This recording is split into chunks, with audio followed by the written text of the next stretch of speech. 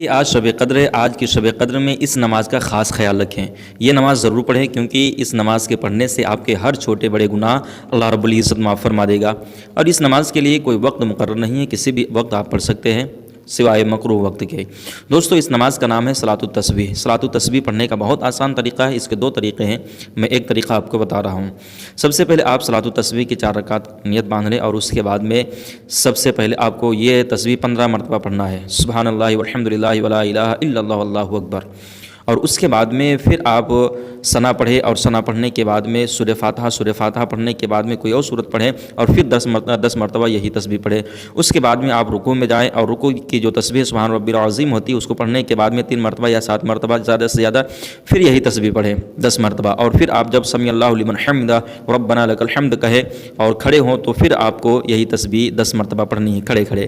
اور پھر اس کے بعد میں اب آپ جب سجدے میں جا رہے ہیں تو سجدے میں آپ سب سے پہلے 3 مرتبہ وہ تسبیح پڑھیں جو سجدے میں پڑھی جاتی ہے، سبحان ربی الاعلیٰ سبحان ربی الاعلیٰ۔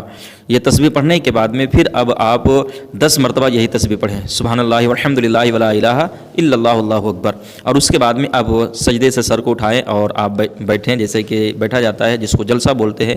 ابھی آپ کو سجدہ نہیں کرنا ہے، پھر 10 مرتبہ یہی تسبیح پڑھنا ہے۔ 10 مرتبہ تسبیح پڑھنے کے بعد میں پھر آپ دوسرا سجدہ کریں، اور دوسرے سجدے میں بھی سبحان ربی الاعلیٰ پڑھنے کے بعد میں 10 مرتبہ پھر یہی تسبیح پڑھیں۔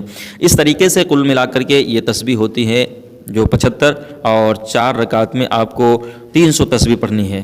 جب 300 تسبیح آپ پڑھیں گے، اور اسی طریقے سے آپ ہر رکعت پڑھیں، دوسری رکعت کے لیے آپ جب کھڑے ہوں تو سب سے پہلے 15 مرتبہ یہی تسبیح پڑھیں، اور اس کے بعد میں سورہ فاتحہ اور کوئی سورت ملائیں، اور ملانے کے بعد میں پھر آپ رکوع اور سجدہ کریں۔ جس طریقے سے پہلی رکعت آپ نے مکمل کی، اسی طریقے سے دوسری رکعت مکمل کریں۔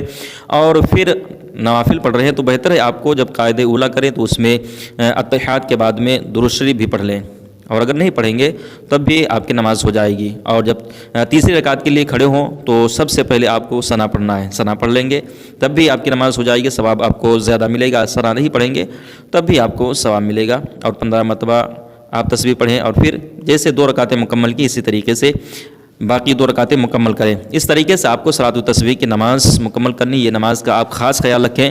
اس نماز کے بارے میں حکم یہ ہے کہ اس کو کم از کم روز پڑھنا چاہیے۔ اگر کوئی روز نہیں پڑھ سکتا ہے تو ہفتے میں پڑھے 1 مرتبہ، اگر ہفتے میں بھی نہیں پڑھ سکتا ہے تو کم از کم اس کو 1 سال میں پڑھنا چاہیے، 1 مہینے میں پڑھنا چاہیے، پوری زندگی میں 1 مرتبہ ضرور پڑھنا